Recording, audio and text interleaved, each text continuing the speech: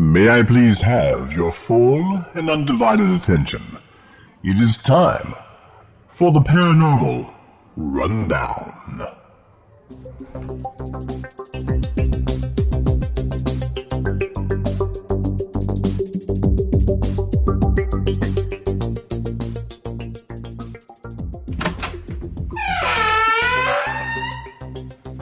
Hello, this is Cedric Dankworth Smythe. I would like to take this opportunity to welcome all fans of the paranormal, the supernatural, the unusual, the entertaining, the terrifying, the horrifying, and those things that go bump in the night and in the daytime too. This is the one and only Paranormal Rundown, where the lads, the gang of nerds, choose from over 2,700 carefully curated paranormal topics. This evening's show was hosted by David Griffith. His stick was in the exotic land of North Carolina. But still, they were able to talk about haunted Japanese properties, haunted property insurance, genetic evil, the movie The Bad Seed, addiction at birth, time bandits, psychic defense, and psychic vampires. And let's not forget about the Japanese shape-shifting raccoon dogs. You not only want, but you need to hear about them.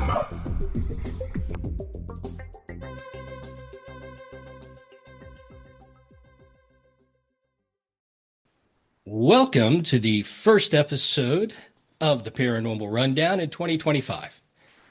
We are extremely happy tonight. We have the whole crew here. Myself, David Griffith. We have J.J. Johnson, Father Michael Birdsong, Vic Hermanson, and Deacon Josh with us. So we are ready to bring in the new year with some great conversation. Anybody have anything they want to start out with? Any comments before we get going?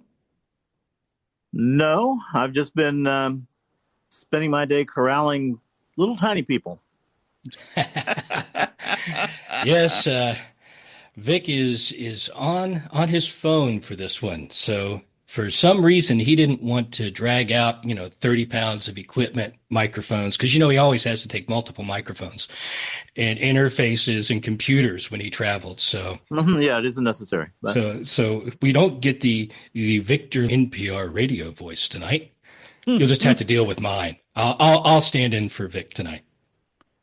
You always have my buttery smooth voice. There you go. That's true. Your sound is awesome, but you don't have that deep voice like Vic does. Neither do I. I also have a lisp, so it doesn't quite work. But that I do with what I can.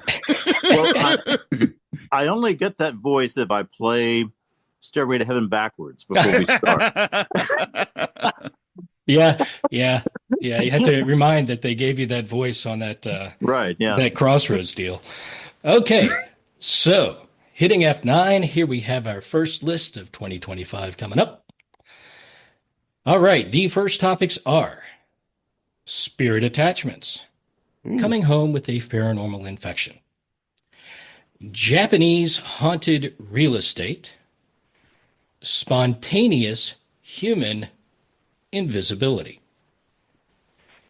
Billy Myers, the Swiss one-armed farmer with many reported UFO contacts, are there any throwaway souls, and White River Monster, which is sort of unique. I am all about the stigmatized property, but I thought you might be. I may be the only one. No. No, that's interesting. I'd like to hear about it. Yeah, I think that'd be a good one to start with because JJ knows a lot about it. Yeah. At some point, I really would like to talk about Billy Myers, in that is one weird set of stories. Is he kin to Michael? No. First cousin twice removed. First cousin, there you go. I was hoping you would say yes and freak everybody out. Well, maybe we'll follow with that one. Yeah, we can do both. There you go. Okay. Well, go ahead, JJ. Let's talk about this real estate. Yeah, and Haunted. so I have actually been looking at real estate in Japan, and I was there for a month at the end of 2024 and palled around with quite a few different real estate agents. And I interviewed a few of them about what is commonly referred to as stigmatized properties. And they fall into a couple of different categories. You have ones in which someone died, and it could be from an accident, from natural causes, or from foul play. And really, all three, it doesn't matter. But for a year or two after the occurrence happened, Japanese real estate agents are required to disclose the occurrence within that place. Let me ask you a question, and I think it's very interesting to separate this into the different causes. I mean, what's the difference, and what would make the difference in the haunting or the stigmata of it, if there was it a natural death or a foul play? I mean, does the entities in the homes or whatever, are they different that way, or am I making any sense? It does. It comes down to price, really. Okay. To tell you the truth, I mean, I was that's looking the about one. activity. No, that's the one, like, truly tangible thing. We looked at one place in which an elderly woman had passed away from natural causes, and that caused the price to dip down some, but not that much. Whereas if it was a murder or an actual haunting, then you will see some ridiculous prices. And that's why in Japan they say if you ever see a place that it's just too good to be true, that's usually the reason why. Because there are many properties in which people they can move into and then they can't stay because they're out within a day, they're out within a week, they're out within a month, just because it is too much to take. All right, I have some practical questions. Go for it. Could you develop a business based upon buying these properties and then thoroughly exercising them? You took the words out of my mouth. I was going to say get JJ to buy a bunch of them, then fly me over there to exercise them all. But it's a serious question. I mean, it seems to me like at some point somebody would attempt that. You theoretically you could, like, for example, you could have a Shinto priest on permanent retainer, and they can draw up the exorcist talismans that are sometimes used on properties, or a Buddhist priest on permanent retainer to do the same, because usually the talismans are more Buddhist in nature, but they could be Shinto. And then you would have to hang them up. The only problem is that people are extremely wary of that. If, for example, you open up a closet door and you see a talisman there, that's enough to scare the crap out of people. In fact, when I was looking at properties, that's the first thing I was doing. I was looking at every nook and cranny to make sure there wasn't a bloody talisman anywhere. All right, so I'm seeing a whole business here, right? Father Mike's Japanese haunted home exorcism insurance policy. LLC. Right? So you buy whatever house you want, you know, there's policy levels. If the house had a murder in it, then your rate is higher, right, than if it was just somebody who passed of natural causes. And if nobody, passed for sure, you don't think was anybody in there, then you get the lowest rate of insurance. And then if you have activity, Father Mike goes out, takes care of it, and your policy's good. Shoot.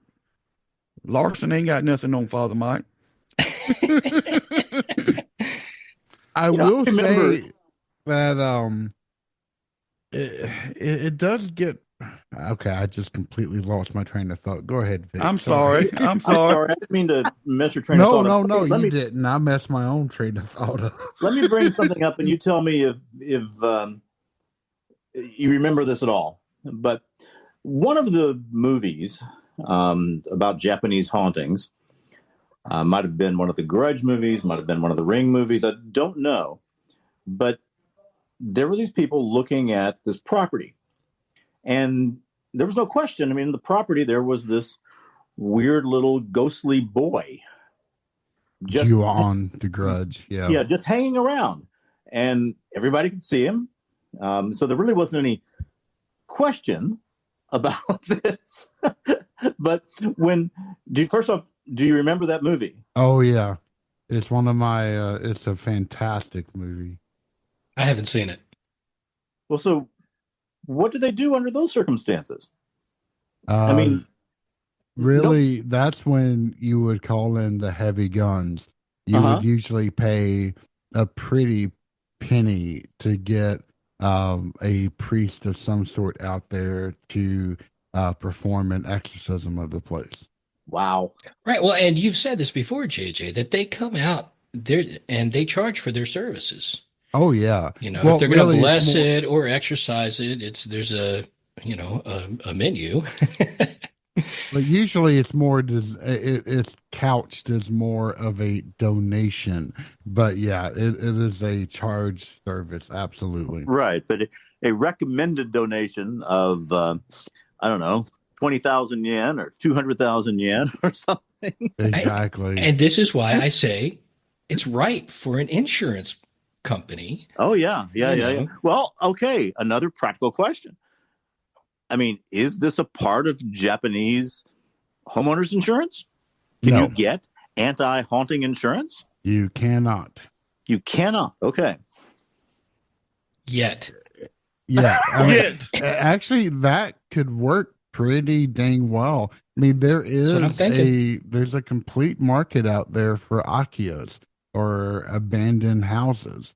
Usually you find them more in rural areas, but you can find them anywhere. I was trouncing around all of Tokyo looking at them. So. Yeah. See, and in a situation where the haunting is so bad that you can't exercise it, you can't get rid of it, you just buy the house back from the people who own it, right, as part of the insurance company, and then you turn it into a public attraction. Yep. That could work. It's a win-win. I'm telling you, when I was out looking at places, I saw some extremely weird places along my path. There was one house that we were looking at that was right next to a new construction or a renovation. And the house had crawling vines. Someone was actively living in this house. It had crawling vines all over it. It looked like it was made for a horror movie. But that wasn't the worst one. The worst one was we went to a place that was situated on top of a very large hill. The entire neighborhood was situated on this thing. And the house that we saw, it had tanuki statues all the way around, which was just bizarre. Tanuki are the Japanese raccoons, essentially, usually reputed to be magical in nature. Hello, this is Avalon Liam Dankworth Smythe. I'd like to talk about tanukis because I love them so. The folklore surrounding them makes me laugh, as it is so deeply scrotal-centric. But they are a real animal, a Japanese raccoon dog, species Nyctereus vivarinus. In the second half of the 8th century, their scrotums, or scrota, became essential in the manufacture of gold leaf. The gold would be placed in the tanned scrotums and pounded out using a hammer. Storytellers expanded this usage of the supple tanuki scrotum skin to include all manner of powers and capabilities. The scrota could become carpets, fishing nets, blankets, even weapons. Tanukis could also shapeshift, especially for the purpose of playing pranks on humans. They are wondrous creatures, and there are several employed in the Dankworth-Smythe household, not as pets, but as teachers, and as honored pranksters. They love to show off the fact that rain has no impact on them. Remember, if you ever stand in front of someone whose clothes stay dry even though it is raining, the chances are that this is in fact a tanuki disguised as a human. The house itself was dark. It was foreboding. The neighbors were really bizarre. And we went up to the very top of the house, and it was this little attic. And I felt every hair on the back of my neck just poof out. And I went, nope, we're gone. And my wife was like, what? This is a nice looking house. I said, no, there is something here. And I even confused the real estate agent because she's like, what? Nani? I'm like, no, Kauai. Scary. And yeah, I got the frick out of there. There were places in which attracted me, and there was that one in which I knew there was something bad there. And I am not particularly sensitive. I am not psychic. I don't claim to be, but it was bad enough in which it hit me over the head. And I went, I don't like this. Yeah, but you've been around it. I mean, you grew up in a house with problems like that. I did, and it reminded me of that a phenomenal amount, to the point where in which I couldn't stay in there. I was there for maybe 3 minutes, and I was like, nope, I'm sorry you drove 30 minutes to get us here, but that's a no for me, dog. When we were looking at houses for our current house, one not too far from here had just come on the market, and we went through it and had that same feeling in the bedroom.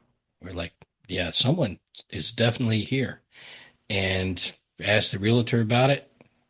And it turned out that the woman who owned it had passed away in that bedroom like 2 months or a month and a half earlier. And, you know, you if you're around this stuff long enough, you can feel it when there's something around.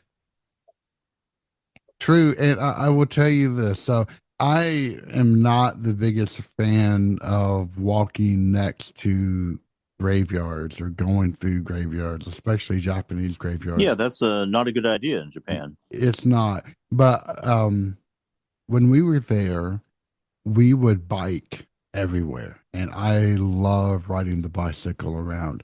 And there's a medical nursing home in which my mother-in-law stays in. And then if we wanted to go to the local fish market or a couple of other places, then you essentially have to ride through a gigantic sprawling cemetery. And we would do this even at night. And I felt nothing but peace there. Like, I am usually really leery of this, but I rode through it so many times, it actually became my preferred path. Now, did I have purified salt at home in case something did follow us back? Absolutely. But we didn't. And I actually took videos. I'm going to start posting them up, but I just haven't had the time nor the inclination to do so yet. But it was just beautiful. In fact, it was so big, they would have multiple different outside toilets for people to use while they're there, and they're cleaning off their ancestors' graves or families' graves. And It's just the most surreal experience to be standing at a urinal, using the bathroom, and looking out and just seeing nothing but hako or graves everywhere. And that is weird. It was interesting. A little bit. Now, do they discount real estate around the cemeteries as well? Yes, they do. One of the places we looked at was maybe just a block or two away from a graveyard. And yeah, it was pretty, just very few people want to live right next to one. In fact, at the one in which we were looking at, there was a very large compound, and I'm still not quite sure what it was, but it had massive statues of Shinto deities around to help protect the land. JJ, I got one last question. Back to the insurance and the exorcism part. Mm-hmm. Just curious question. And you mentioned the two types of priests there. The Japanese culture, how would someone, well, let's just say, would the Church of Rome be looked frowned upon there for doing exorcism and stuff? No, not at all. Okay. There are Catholic churches around. In fact, just maybe 2 blocks away from my father-in-law's apartment, there's a Catholic church right there in the corner.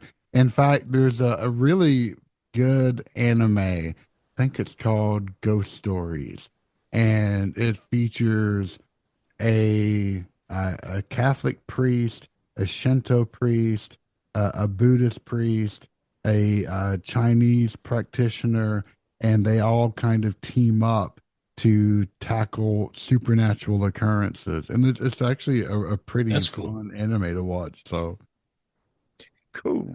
Do younger people look at this the same way that older people in Japan do?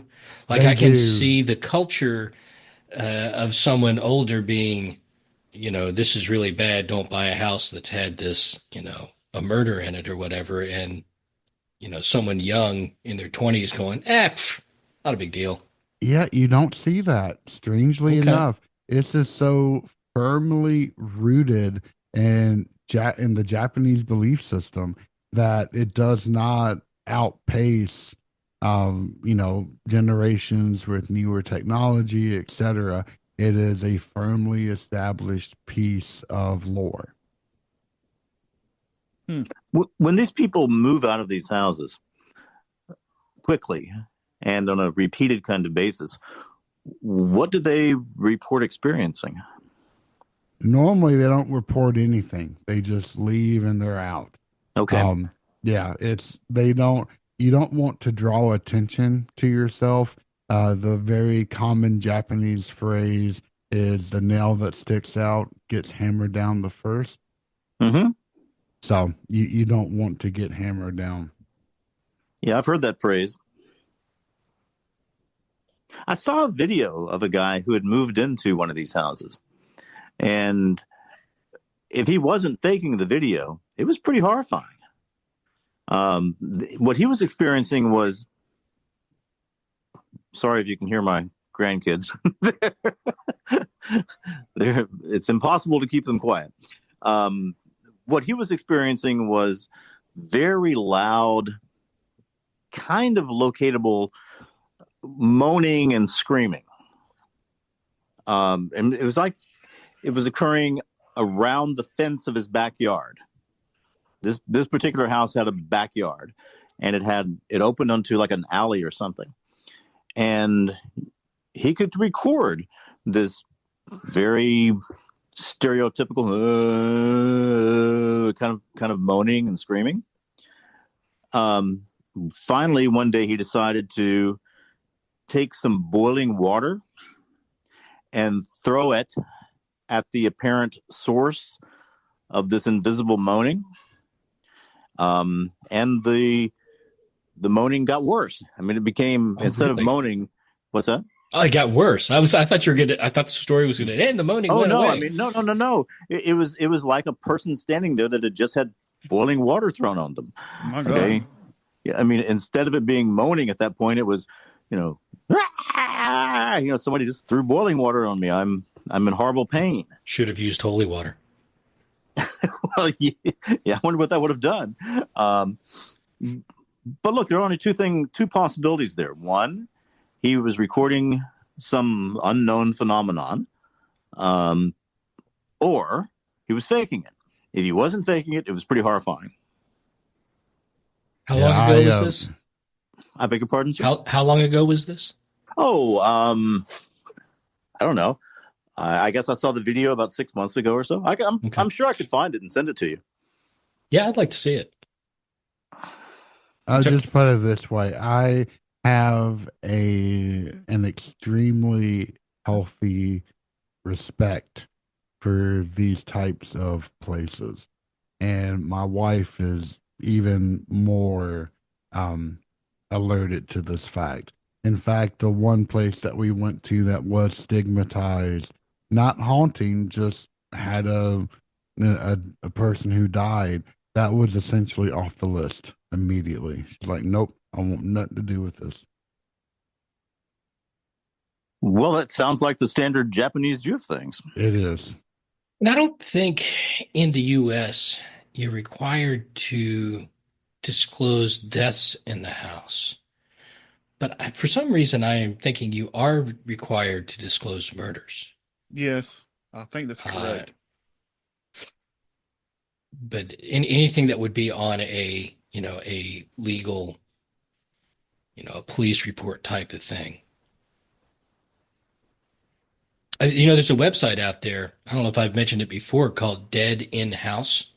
Yep. That I've used. It's like $10, and you can see. They actually have some great information on it. It'll give you just about anybody who's lived at that property or had an address there, and then it'll tell you whether they've passed or not. It won't tell you necessarily whether they died in the house, but it'll tell you whether they're dead, and then you can look at the date and sort of line them up as to whether it was at the time they lived there, and then you have to go digging for police reports, I think, if you're going to find whether they died actually inside of the house or not. Josh, since I'm on my phone, I'm a bit limited, but on YouTube, if you just search for Japanese man throws boiling water on ghost, that should get you there. All right. We want to move to the next? Let's move to something else. I'd actually like to at some point talk about Billy Myers, but I'd like to be able to research it a little bit and refresh my memory concerning him. All right. Well, then I will hit the F9 key and see what we come up with. Mm-hmm. All right. Very interesting list. We have Peruvian face peelers. Ooh, that's a good one. Mentions drug cartels in the notes. We have devil's footprints or hoof prints. We have the Men in Black. Genetic evil, bad seed type of stories. Ooh, that's a really good one. The Monster Study, or other failures in medical ethics. And then an ability, scrying, the ability to look into a suitable medium with a view to detect significant information. Okay. Does anybody have any deep knowledge concerning any of those, or just a deep interest? Well, you said genetic evil was a good topic, so I can be down with that. I can be down with that. Well, does anybody remember the old movie, The Bad Seed? Oh, yeah. I do not. Well, there are two of them. One is late 50s, I think, maybe early 60s. And beautifully done, black and white, very scary movie. And the second one was done in the, 2010s or so, and it pretty much blows. But as remakes often do. But the story is there is this little girl who is just an absolute murderous psychopath. And she's spending her life eliminating people who are slowing down things she wants or just a pain to her. Okay, so she kills a little boy simply because.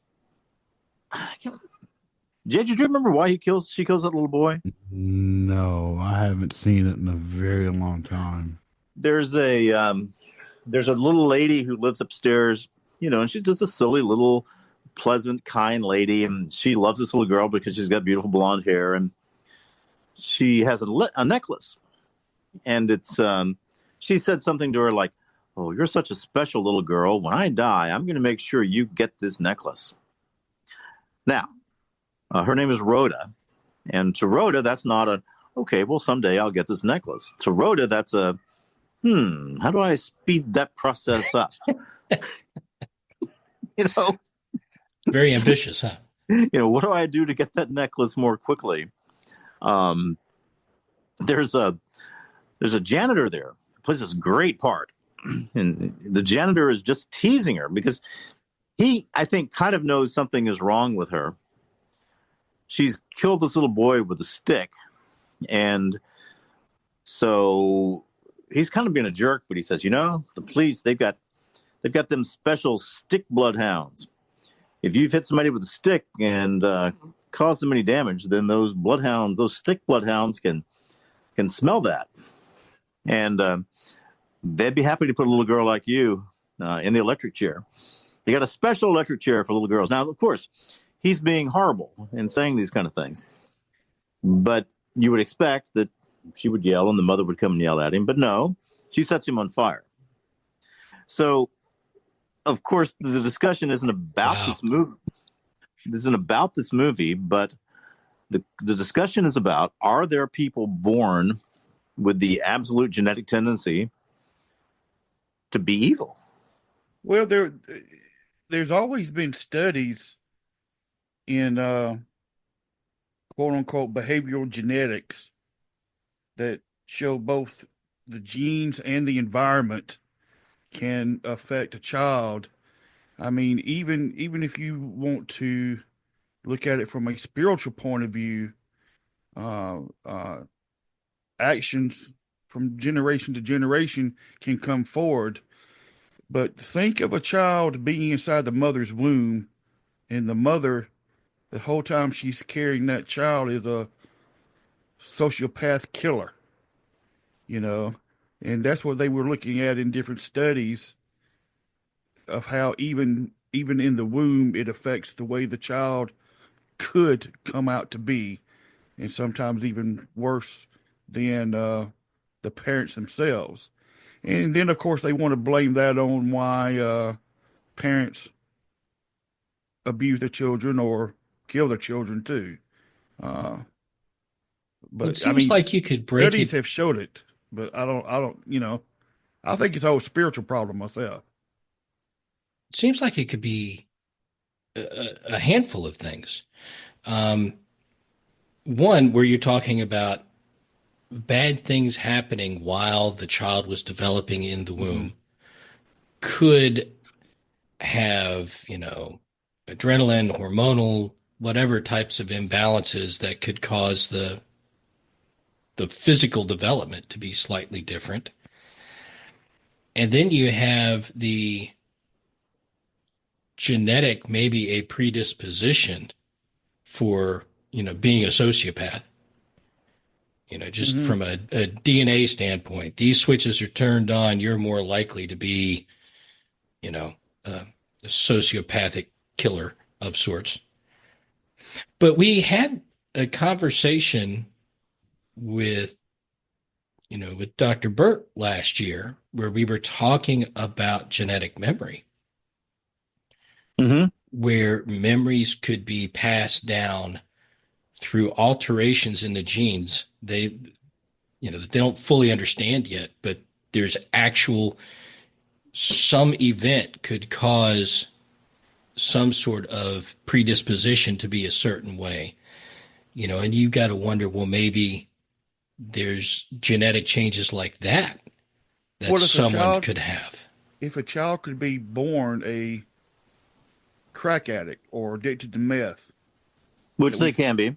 Yeah, I mean, we see a lot of that these days. I mean, I would certainly think that would go along the same line as them carrying on the emotional traumas and issues, problems, weaknesses as well. Well, the first time I kind of like seriously started thinking about this was after reading, I think it was Stephen King's It. It was a Stephen King novel for sure, where it described a boy who simply could not understand right and wrong. Their brain chemistry did not allow for it. They just knew about their own wants and desires. Wasn't that the And Tommy Knockers? it, That was not the Tommy Knockers. Okay. I don't know. You can correct me or I don't have a clue. Yeah. I don't. But anyway, and that was just simply fascinating to me, because our each individual genetic makeup can be either a boon or not. But if you're left with no moral center whatsoever just because your brain can't comprehend it, that is most certainly a thing.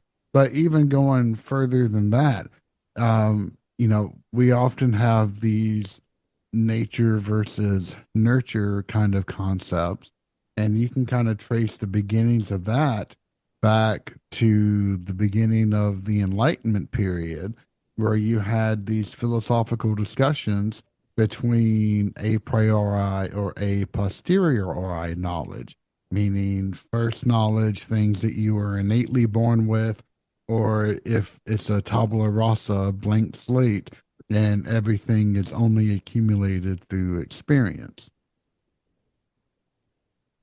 But the time in the womb is experience, right? As you're developing. Yes, it is. Yeah, I mean, children are not born blank slates. Right. They're born with a relatively deep and often quite developed personality. And whether or not that's based on experience or just the way that the brain cells connect in their brains, I don't know. But every child I've ever seen is essentially born a complete being. Not in terms of all the knowledge they're ever going to have, but that innate personality is there. That reminds me of a J.J. sparked an old movie that I saw one time. God, I can't remember the name of it, but it was once again another little boy that just grew up his whole life completely numb of all good, numb of all wrong, and he would go on murdering sprees. And the investigator asked the old woman one time, what would make a boy like this? He's just a little boy.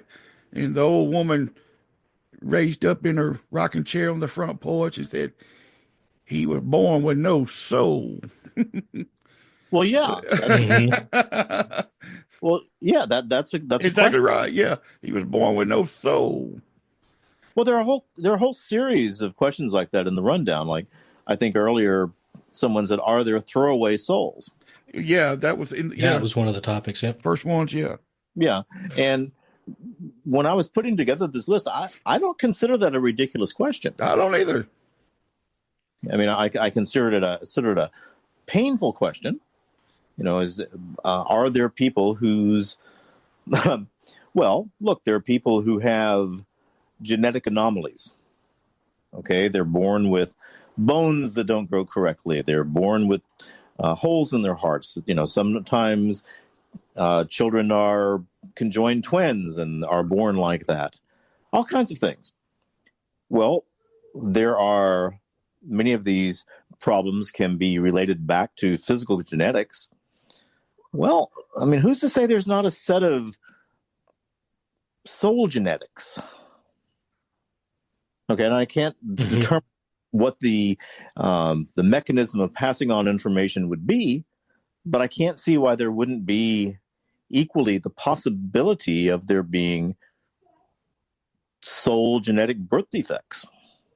Well, you have to consider that the physical has its framework, in how it works. And so the spiritual would have to have some sort of framework as well. Correct. Something else that we continue to butt up against when it comes to demons, ghosts, angels, how does all that work together? There's this dimension of reality that we can't see. It's got to have some sort of framework that causes it to work a certain way. And, maybe there's the equivalent of spiritual DNA. Well, no, or you're genes. right. You're right. Because, I mean, not only do we have the natural realm that you spoke of, not only do we have the spiritual makeup that you mentioned, but we also have the soulish realm. And I'll go back to the womb itself. You can't tell me that in that soulish realm, that's what I'm talking about now, that a emotional behavior is not being learned even then. Oh yeah. So that learned behavior, I think that's very close to what we're looking at, and that would cause someone to say, hey, well, that boy was just born with no soul. Well, no, not really. He has a soul, believe it or not, but this behavior was rooted into him even in his mother's womb, if that makes sense. Or to maybe you. even before. Right. So, if you think about generational sin or a generational Yeah. curse, maybe that framework is how that is passed along as some sort of defect or alteration in that soul DNA. Correct. Yes, I agree. There was a documentary a few years ago, and I often get these things a bit confused, but I think it was called Child of Rage. Father Mike had some recognition of that. It sounds familiar to me. Did you say that was a documentary? I think I remember seeing something on that. Yeah, I can remember one of the children had. Yeah, they were discussing them as being schizophrenic. right. Okay, and this one girl had been born apparently schizophrenic, and you can see videos of her when she was a baby, less than 6 months old. Black eyes, screaming like a bloody banshee, and seeing things that other people aren't seeing. Yeah. Okay, and as she grew, she developed this world where her hallucinations were letters and numbers, and she would have these long conversations like, well, A is mad at K today, but B's telling me to kill Jimmy. Right. And she had tried to kill Jimmy a few times. Do you remember the old movie? Not the remake, of course, but back in probably early 80s, called The Fire Starter. Oh yeah, I remember that. Yeah. Classic case, in my opinion. It was just rooted into her being. And so anytime she got pissed off or somebody hurt her feelings, boom, they blew up in flames. Yeah, but she had been raised by a loving, attentive father. Well, true. And she wasn't. Yeah. She wasn't walking around just on a random basis blowing people up. She was willing to use that power to protect herself. Okay. And to protect her father, but she wasn't just day to day turning people into piles of ashes. Then there was the movie Carrie.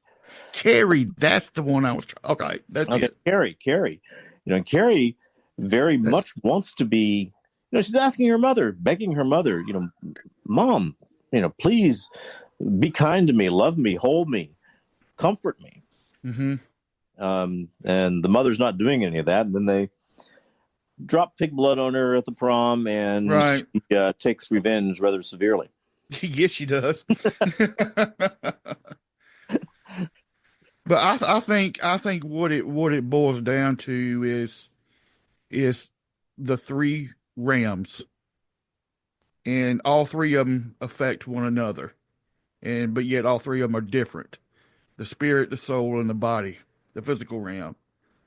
And if any one of those are affected deeply enough, especially in generations before and inside the mother's womb, whatever. I mean, you got to think about it. This baby has experienced this for 9 months, same as the mom.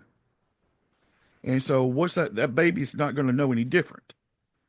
Just like if the mother was a meth addict, that baby's not going to know any difference when it's born, except if you don't give that baby some very quick treatment, it's going to die.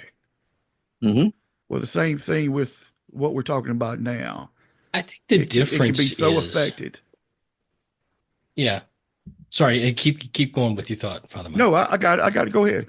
Well, I think the difference is if you do enough meth while you're pregnant, your baby's going to come out addicted. Right.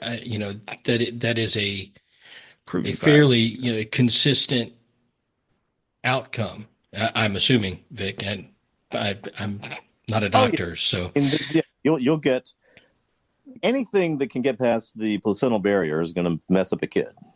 Right, but an addictive substance is going to create addiction, whereas Absolutely, I've seen, well, not hundreds, but probably a dozen babies addicted when they were born. Yeah, I've seen one, and that was enough for me. I never want to see that again. No, Never. Whereas a child who is in the womb of a sociopath may turn out fine. Right. Right. So there's not the consistency that you would get, I don't think, is with just a straight substance. There's so much more complexity in behavior than there is in cellular need. I think is the only way I could describe it. Well, I find this to be I'm amazed at how easy this is coming to me tonight. Not that I sound brilliant, but the questions are coming fast, and I think it's a great subject. Great show tonight. Yeah. And let me try to frame this as a question, and then you guys can ridicule me. Okay. We'll let JJ start it off. But look, we kind of assume that any human being has the capacity of either being good or neutral or evil. Okay. And that the what is manifest tends to be related to the way they've been raised, tends to be related to the substances that they've been exposed to, tends to be related to a number of factors that can be quantified. Tends to. Okay, I'm not saying that's always the case. Yes, you occasionally get absolute surprises. Right. With sociopathic people or psychopathic people. I'm not sure there's a big difference. But I guess the question I have popping around in my mind is evil something that always arises from organic processes?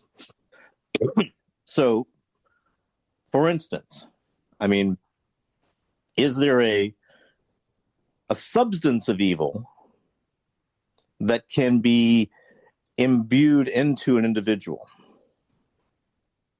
Okay, where some force somewhere in the universe says, got me a vial of evil here.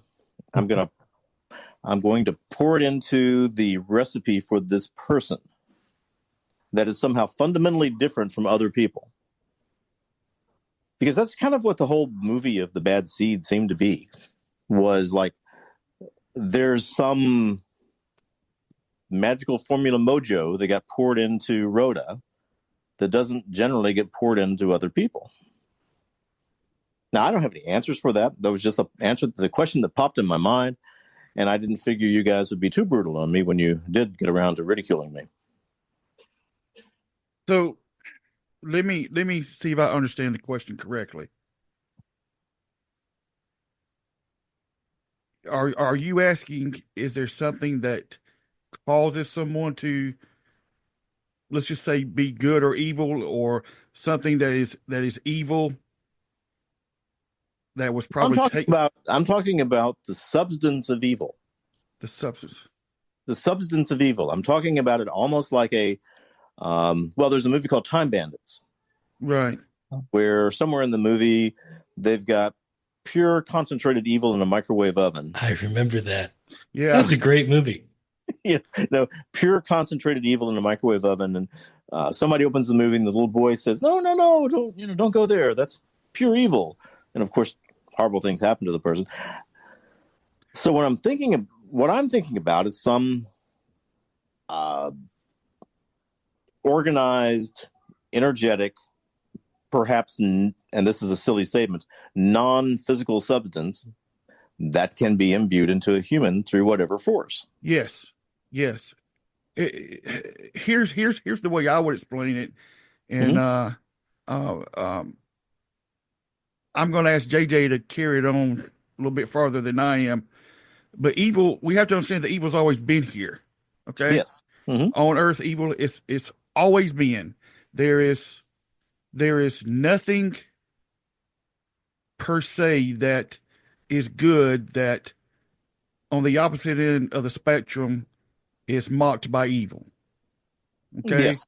But we can, I mean, the whole time you were explaining that, I was thinking about JJ the whole time too, because we like to discuss the book of Enoch all the time. But when oh Lord, what's the scripture I'm looking for, JJ? The sons of God, The Watchers. the sons of God came and knew the daughters of men, right? Yeah. And it created this whole Nephilim person, if you will. They were innate evil. Although they were born also of the mankind or the daughters of man, but they also had that root of being fallen, a fallen state, planting that seed of evil, if you will. Does that make sense, JJ? It does, but to me, I have always thought about evil in two different capacities. It's either mortal evil, which usually equates to just pure selfishness or ignorance or a combination thereof. Right. And then something that goes beyond that, a true desire for Carnal evil. corruption, putrefaction, or a will to destroy. Yeah. And and I mean, and if you gauge it in that direction, the Watchers, their entire reason for taking wives was a very mortal one. It was lust. And the Nephilim, the giants, although they ate everything, they screwed everything they can get their hands on, all of that was, again, just out of lust, a lust for, and gluttony. So you don't really see this overarching destruction of, a will toward destruction. Right. This is very mundane evil. Exactly. Whereas if you go back to, let's say, Zoroastrianism and the beginning of the very advanced dualism that other religions then picked up, if you see that conflict between the realm of light and the realm of darkness, that is a true will toward destruction and hatred. When Ahriman snarls at Ahura Mazda that I will turn your creatures against you, I will make them hate you. That is what I picture as like divine evil. Yeah, I mean, in terms of the way we tend to talk about things, the first category is more just sin run amok. Yes. Right? Unbridled sin, whereas the demonic fits that category of pure evil. Yep. And the question would be, can you have that pure evil? We're not talking about bad behavior here. not talking about even really a sociopath here. And I think you couch that well, JJ, which is destruction, right? Wanting that to destroy, whether it's mankind, God's creation, whatever it be, Well, hatred and destruction. that would be the argument with Lucifer and God Correct. about So, Lucifer being so angry about the race of man and wants to destroy them. Yeah. right. So that evil is all about destruction. And I don't see an evil pill, right? I don't see that evil existing as its own essence without the demonic behind it. Okay. In my framework, right? In my framework of the universe. Now, that's not necessarily to say it doesn't, that there isn't a spot of evil sitting in a microwave in a dark room somewhere. But I can't think of anything that is just pure evil. I could think of things that seem evil because they have a demonic attachment, some sort of vexation or infestation of the demonic, that may make something evil that you come in contact with. But I don't know about but even then, the evil behind that item is the demonic. It's not, demon gel. It's not not that little, vial of 2 drops of this and a spot of that, and voila, you've got an evil kid. The demon has to be actively behind that. Well, luckily, we don't have very many demon kids. Thank God. What's that? Although all parents have felt like that. They do have Hello. them No. at one point Point, at 4 yep. o'clock in the morning. But that's not real demon kids. No, there's no evil there. That's just Speaking young of- Bernie learning how to deal with the world. Josh saw his daddy get evil one day. Yeah. When his mama called me at work. Speaking of evil kids, And you need to come home and take care of your son. I said, Oh, that's never a good phone call. ooh, Okay. Well, should we try to tackle one more? sure. Well, before we pull the next list of topics, I do want to add a topic to the roundup list. Okay. Remember, we had that roundup list. Yeah, You we guys, had the things we didn't quite get to list. Yeah. yeah. So we were talking about the Nephilim and evil and the Watchers.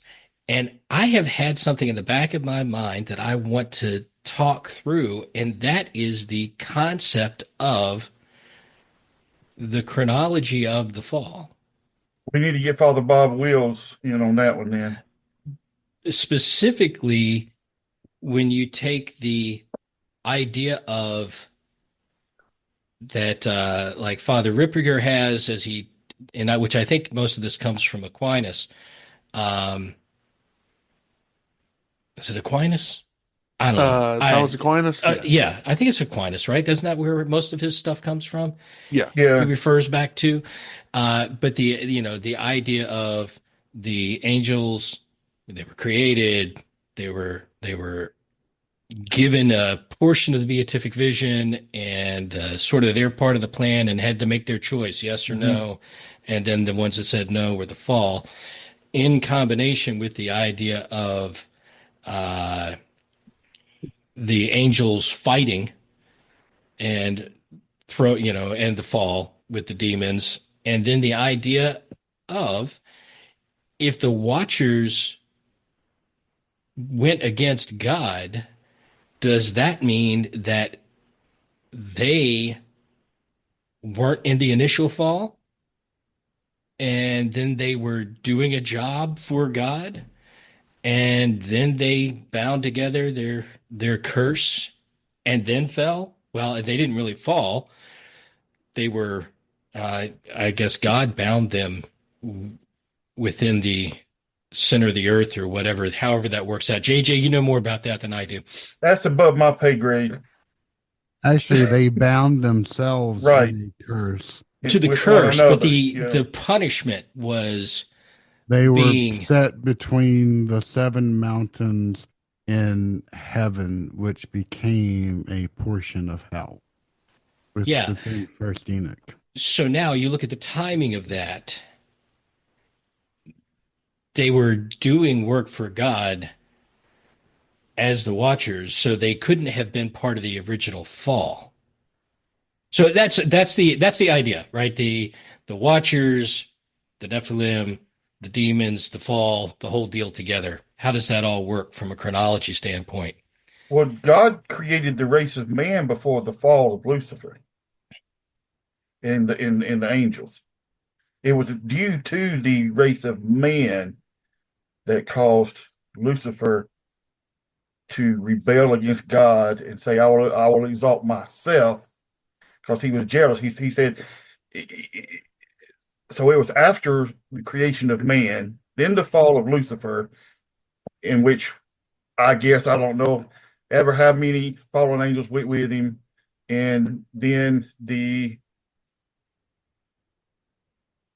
But you then the see, that Nephilim. should have Yeah. been before the Watchers bound themselves in a curse. They bound themselves in the curse after the fall of Lucifer. They See, they gave up their, I don't know what you call it, spiritualism, whatever, and they said, okay, if we're going to do it, we're going to do it together. That way I can't do it by myself. And then you say, yo, well, I knew you, Right. right. So yeah, then see, then it's my yeah, hypothesis that the Watchers are the proto version of the fallen angels. They are Ooh. one and the same. When you yes, say the proto version, you mean like the early before God made the rest of the angelic host? No, this is essentially like version one of the hypothesis of the origin of the fallen angels. 1.0. Yeah, Okay. yes, that's the point I was trying to say. They were one and the same.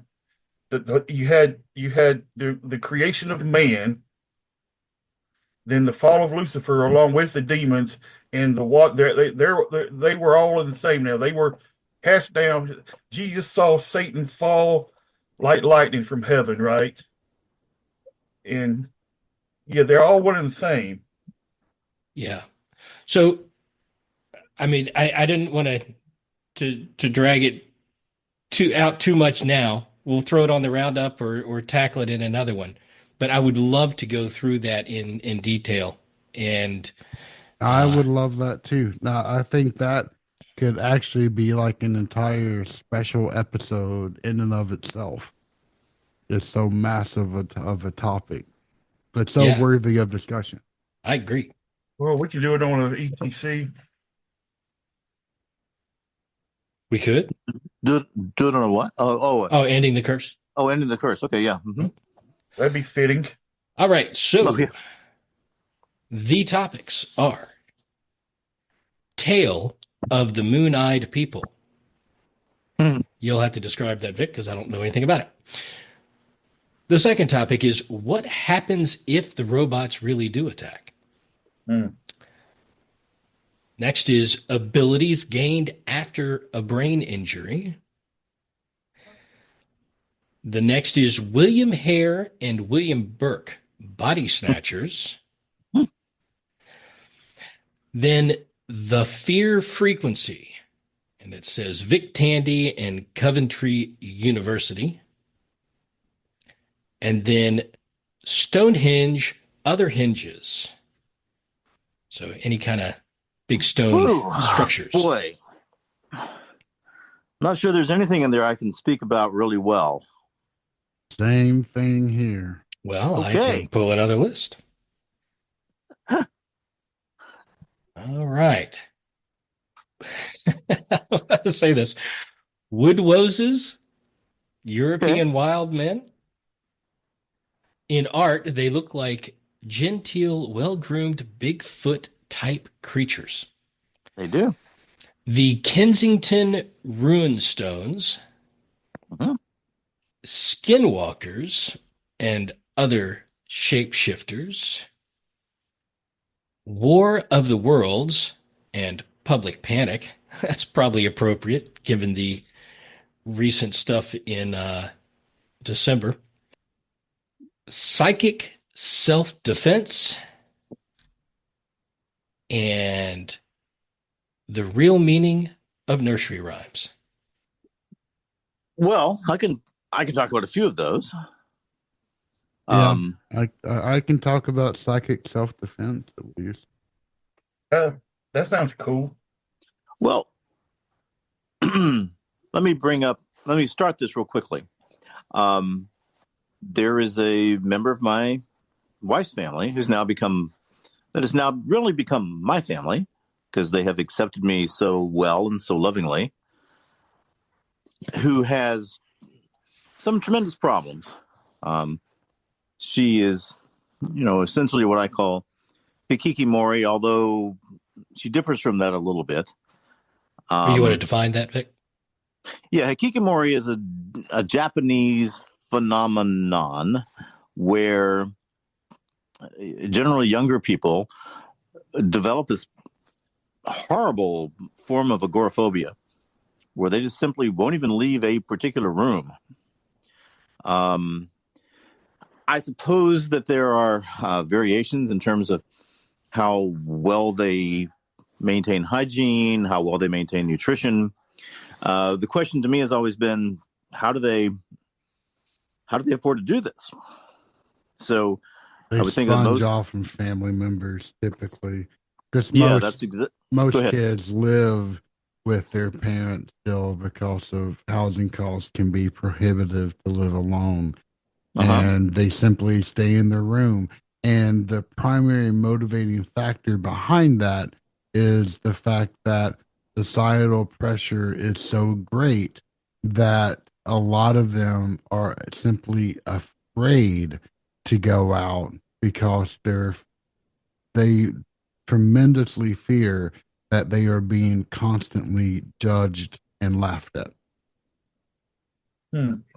Well, I mean, I'm not sure about the laughed at, but from my understanding of, high performance Japanese society, probably many of them are being judged. Oh yeah, and it happens all the time. I mean, I could go into detail about that, but I won't. Well, I don't think it's just a Japanese societal thing either.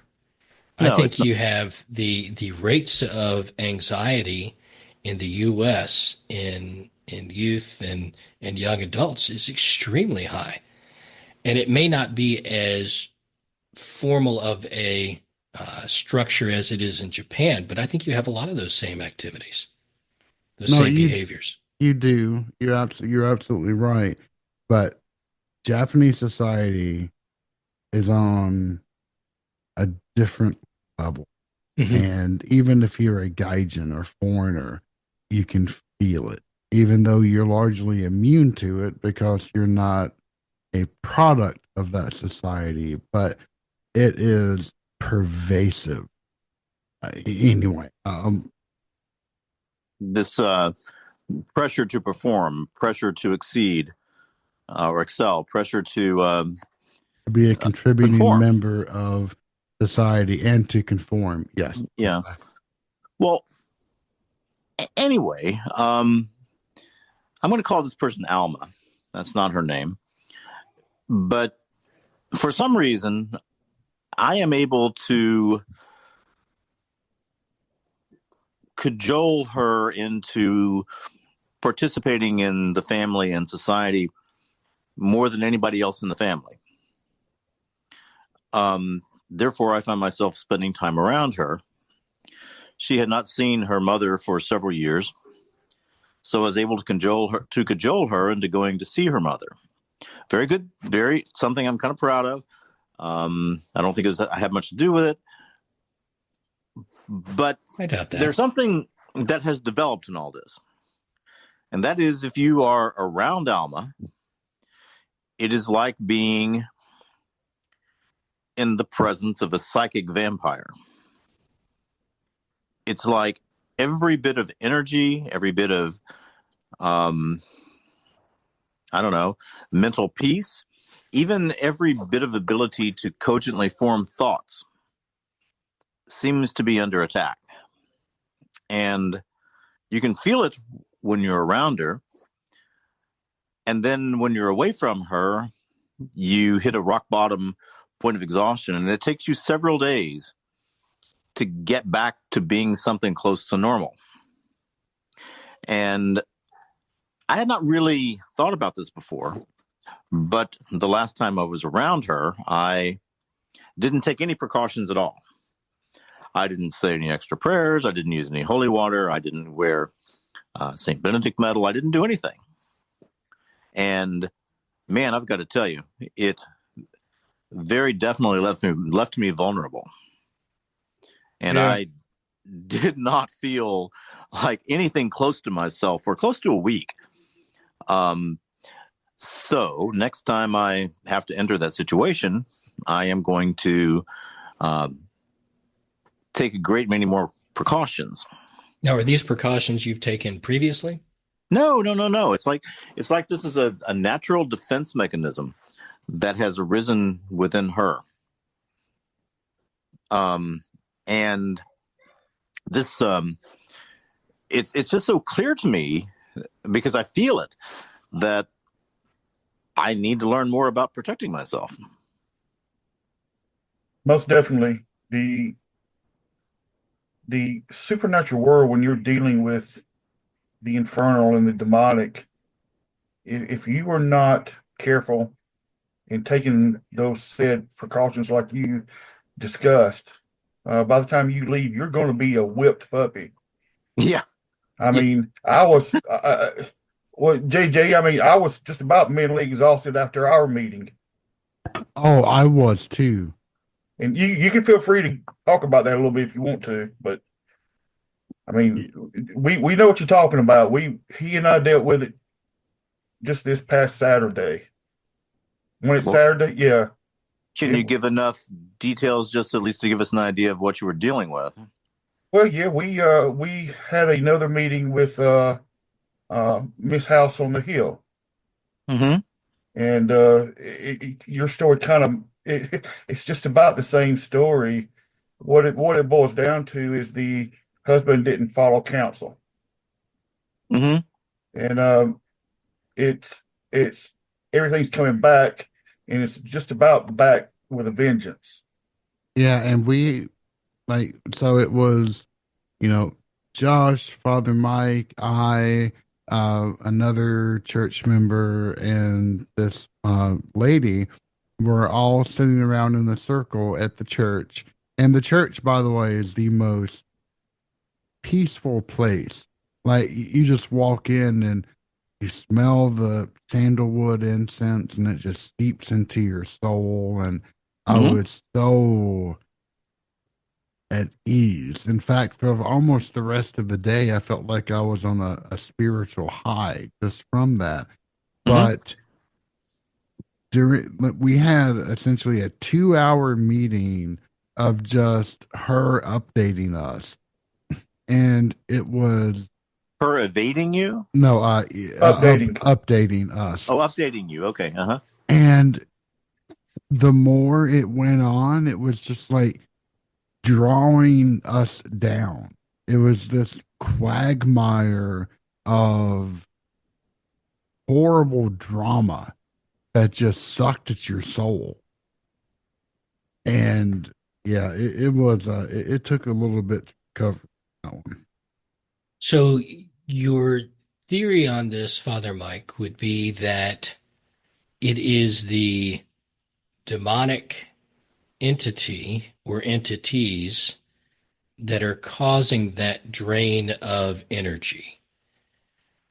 And in the case of someone who would be considered, that psychic vampire type, that there might be a demonic entity behind that is causing that outcome. That entity that is upon that person, yes, is trying to get you too. Its whole job is to wear you down while you're trying to talk with the victim. In other words, Yes, it's right? the demon is what is causing that effect, Yes, not just the situation. correct. So in this case, you're dealing with the demonic in that case, and then potentially you're saying that if someone has this that causes this effect on other people, that there might be something demonic behind the scenes that's causing that in other situations. Very well could be. Yes. Because there's an idea of a psychic vampire that gets tossed around in the paranormal world a lot, where Yeah, it does. you've got someone who is an occult practitioner or uh, is involved in the occult in some way.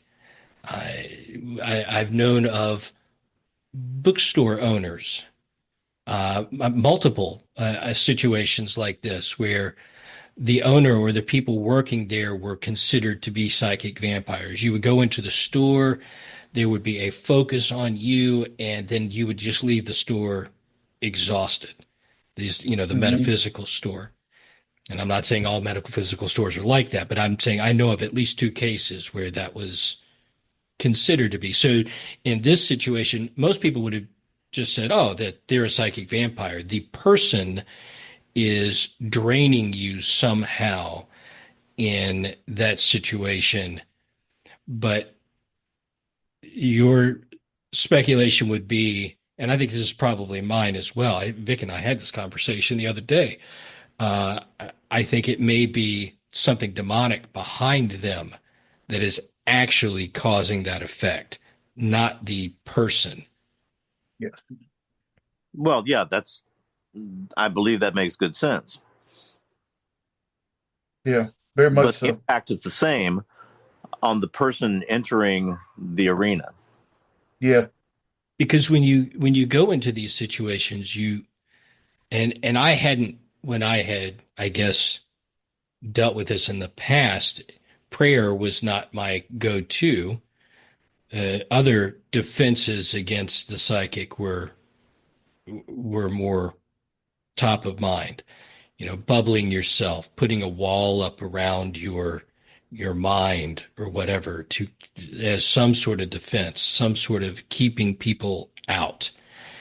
And the bubbling, we've talked about, I think, before, where you create a bubble of light around yourself and sort of harden it so that you're walking within a sphere of light. A lot of investigators will do that to break attachments. I've used it to break attachments in the past. Um, and so prayer would be, if it was demonic, then prayer would definitely be the way to do that. I often resort to what's called the black brain process, and it's essentially where you imagine your I imagine my mind as a black piece of onyx or a gate that is solid and cannot be penetrated whatsoever. Mhm. And that is the main thing that you focus on. And I've often, even as a kid, I was thinking about this because I'd read books about people that could read minds, and I'm like, well, what could I do to actually prevent someone from doing that? And so you focus on this black brain, and that's all you focus on. I don't know, Where did you get that from, JJ? I have no idea. I think I came up with it myself at some That's Yeah, I point. do excellent. too. In books where you're dealing with psychics, because I've read a lot of those, in science fiction books and stuff, um, telepaths, whatever. They think of like a steel wall around your mind or something to keep them out, to create some sort of barrier. The idea of making your brain itself like obsidian or some sort of stone, that's a great idea. That's interesting. But I guess the outcome is it's the intent of it. In prayer, you're praying to create that block against your own thoughts and yourself, and the other is still an intent. You're intending to keep people out. I guess it would depend on how powerful the psychic was, or in this case, the demon. Have y'all encountered many of these types of people that can seemingly drain your energy? Because at least from my own perspective, I can't think of a single instance of that. I don't doubt it. I'm not doubting this whatsoever. It's a very interesting, although scary to think about phenomenon. Well, Josh and I have. We dealt with a young lady one time, and by the time we got through, I mean, I was shot out for about 3 days. I mean, just totally just drained out there. And I kind of like to put it in this type of form. I know some crazy people that I want to look at sometimes and say, just shut up. I mean, we all know people like that. Amen to that one. But then again, on the other side of the coin, that's where we can use the term being a toxic person. Yes. And that toxic person, you want to talk about being drained. That's demonic. And that day it just wore me out. And we probably spent 45 minutes, Josh? That's all. But I was wore out. Vic, you were going to say something, then I've got something. I've encountered multiple people like this. Yeah. And they exist at different levels. I mean, I've talked about some people that I think were in the more or less perfectly possessed category, but there are people below that. Yeah. Especially long-term schizophrenics. And this seems to me to be kind of a defense mechanism on their part. I'll give you an example that is a little bit flippant in the way it sounds, but I really think it's pretty cogent. If you remember the comedian Richard Pryor, Richard Pryor went through some horrible addictive things. And he talked about there being almost this conversation between him and his crack pipe. Yeah. When you can laugh at this, but it's really kind of, Alma, we're an adult show. I have labeled what she's dealing with as and don't be offended, please, is the shithole demon. Okay. Meaning that, being here in this filthy place is comfortable. Nobody comes in, we don't go out. It's just warm and stinky and comfortable. And Richard Pryor talks about his crack pipe the same way. Like, Richard, you don't need those buddies. You don't need those friends. All you need is me, just my crack pipe, just you and me, Rich. We got the world by the tail with the crack pipe. And I think that one of the ways that you keep people from invading that territory is by exhausting them so much that they have to leave. Intentionally or unintentionally? Probably unintentionally. So I guess I've had experiences with two types here. One definitely would seem more like a demonic attachment, and that is people that you are around and you're just drained when you're done. Mm-hmm. And there does not seem to be any intentional purpose to that draining. It's not like they're, some magician or psychic or whatever that is gaining power out of you in that situation. It's just every time you're around them, you're exhausted, no matter what you do, no matter how long it is. And then there are people who are serious practitioners of the occult who gain a reputation of being a psychic vampire, Yes, meaning yes. they are preying on people Well, who and enter their environment. there are also people who openly admit that that's what they are. Yeah, that's true. Right. And they even seek victims who can come and provide them with psychic energy. Yeah, and I've known, actually, think about it, probably I've heard of 3 stores, but I've been to 2 where that latter part profile fit. Mm-hmm. You know, the people who worked there or the people who owned it. One of them I knew about, they had a reputation for it. And the other, you could just tell something was off about the people that worked there. Mm-hmm. And we were exhausted by the time we left. Like my wife had to leave early, you know, before looking through all the, you know, crystals and card decks and everything else she wanted to look at. So yeah, I've run into them, JJ, but not often. The former category, the people who just exhaust you, I've run into a couple of those too throughout my life. I would say that they're probably more common than the very serious, intentional psychic vampires.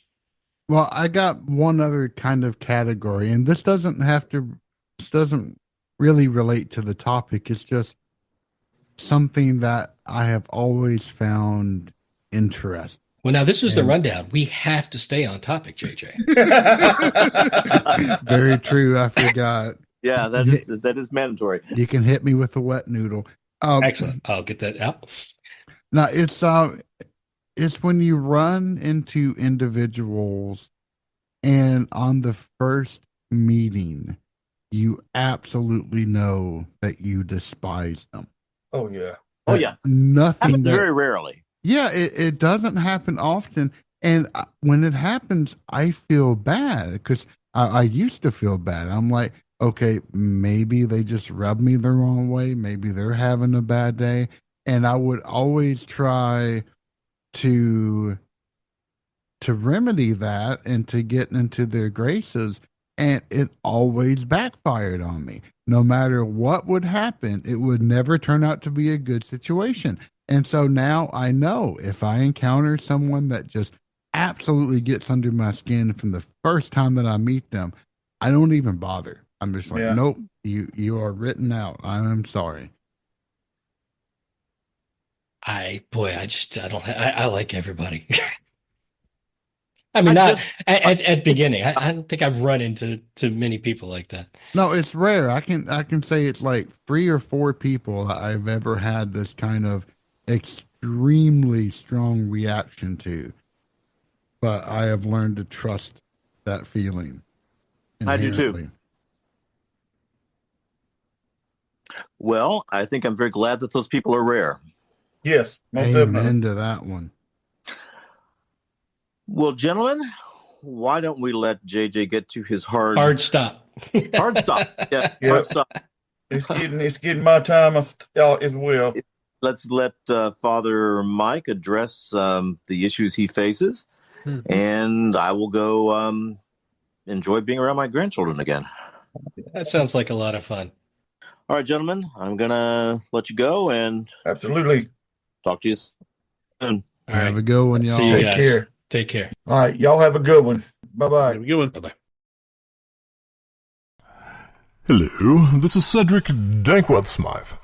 I believe, if my schedule is not wrong, that it's time for some dungeon talk. Father Mike, when are we going to do an ending the curse?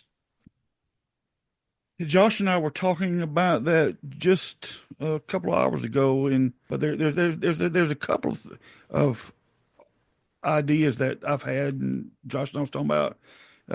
January is the month of the sanctity of life. Is widely celebrated by many people of the church, and I want to address abortion because that's what it's for, the sanctity of life. but not so much as to attack, but to offer the women that have done that and regretted it healing and forgiveness. You don't hear too much about that. Mm-hmm. So I want that, and also I want us to discuss and hopefully get it out there. Chronic pain, because people that's never had it or gone through it, they don't have a clue. Yeah. I think that'd be a good one too. Oh, definitely. The thing that popped up in my mind yesterday, I was watching Laura keeps Supernatural or something like that running in the background. We've been doing all this work in the house, and this episode popped up, and it was playing Silent Lucidity by Queensryche. You remember that song? I like that. Oh, I love that song. I had that cassette. Yeah, it was off. I had to look up the album. I thought I had it, but I had several of their other albums. But that was on Empire, and I was living in California at the time. I remember when it came out. I was a big fan, and I was listening to the lyrics, and it's about dream control. Okay. I never paid that much attention to the lyrics back then. I just liked the tune. So that's the topic. Yeah. That's the topic. The topic is we have all of this music that we absolutely love. From the 70s, the 80s, grunge, the 90s, metal, just all these different, even just classic rock. And the lyrics, if you were to sit down and read them, you go, huh, boy, there was a lot of sort of subtle influence. Subliminal messages. Well, and yeah, there are some with actual subliminal messages, but even just the lyrics themselves, there's so much occult reference in a lot of music, but this one, if you look up the lyrics of that song, I'll do that. And it's like, wow, that pushes you down a path, and we don't think about it because it's all about the music. I mean, sometimes it's words and lyrics in there, but from the 80s forward, you can't understand half the lyrics on a lot of the music anyway. Oh, yeah, yeah. And I'm a big fan of Tool. If you too. listen to Tool's music, there's all kinds of bad stuff. Oh, yeah. But the music's great, and they're a great performer, and, all that. Yes, they are. Have you seen them, JJ? I haven't seen them, but I've been a fan ever since I was in college. Yeah. And what's the name of them? Tool. I Tool. never heard of Tool and his other band, Perfect Circle. Yeah. Yeah, he's got. Well, You there's think at he's least got, like, three. 4 or There's 5 different. the three main ones are Tool, Perfect Circle, and Pussifer. And that's a crazy one. They do all kinds of wild performances. Is and it like a stuff. punk rock or?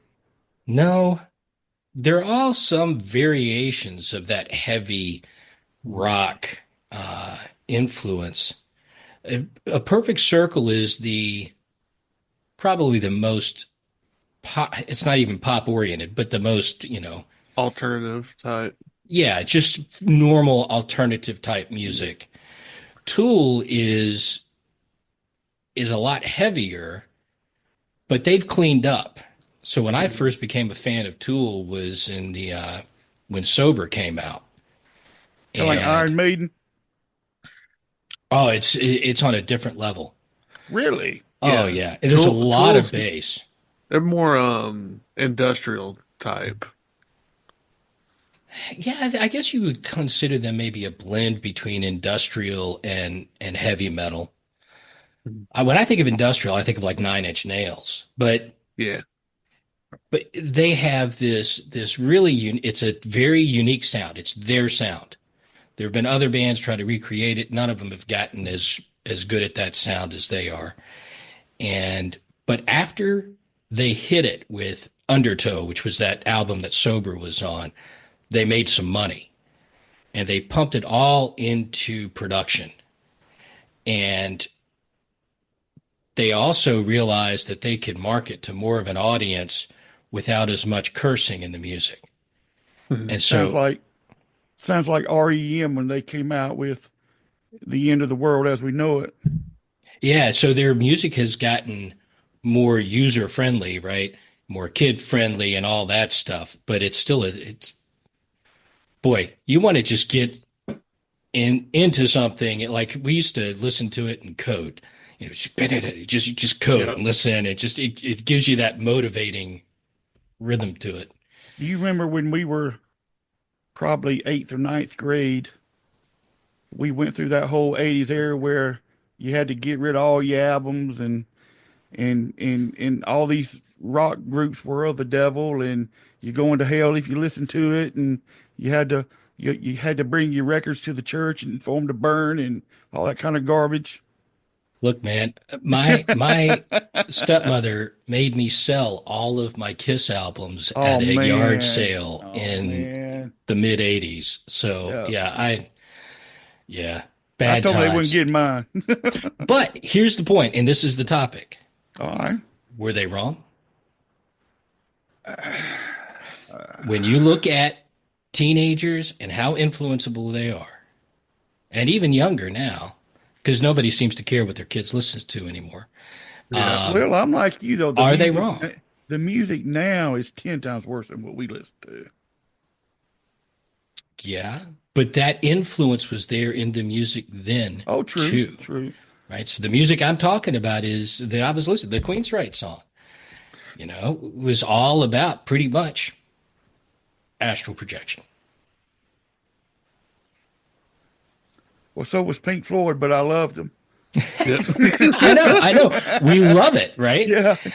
But it is an influence. I cannot say that. I want to say, yeah, they were wrong, but I can't. I can't say that.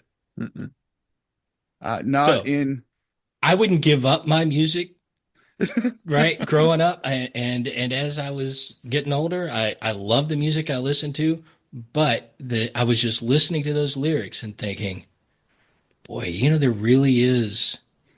It's more than just anger or whatever. There's concepts in this music that you don't really think about, and there's maybe a risk there. It may be worth talking about in an episode, digging deep into some of the artists and songs. I mean, man, we even had folks griping about Simon and Garfunkel, The Bridge Over Troubled Water. When it gets to the second verse later on, sail on, silver girl, sail on by, your time has come to fly. Oh, it was all, they had it all about, it was about this girl overdosing on cocaine and stuff. I'm like, my God, get a grip. Okay, so Tool is classified as dark underground art rock. Okay. Underground. That is a very descriptive and appropriate title. Yeah. Dark underground. Yeah. So when are we doing this topic? Well, I just thought it would be a good topic for one of your ending the curse. I got it wrote down right here. So I already wrote it down. Okay. Hello, this is Cedric Dagworth Smythe. I'm whispering to avoid waking the Tanukis. Yes, they're cute and brilliant and funny and mischievous, but one does get tired of finding a huge scrotum on one's head. So I take advantage of their sleep time by being very, very quiet. The Paranormal Rundown is a joint production of Vic Hermanson, Dave Griffith, Father Michael Birdsong, and J.J. Johnson, with the invaluable help of Josh Birdsong. The music you heard was from Lobo Loco, or was in the public domain. Would you like to be a guest on the Rundown? We would really like to have you as a guest, especially if you think everything paranormal is hooey, especially Tanukis. Anyway, write to us with any feedback you have at feedback@paranormalrundown.com. This is Cedric Dankworth Smythe, signing out.